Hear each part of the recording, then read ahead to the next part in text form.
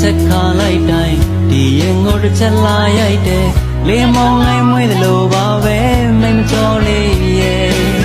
ကိုလေးကံကောင်းလားကိုလေးကံဆိုးလားမြမလေးတကယ်ဝေးခွဲမရ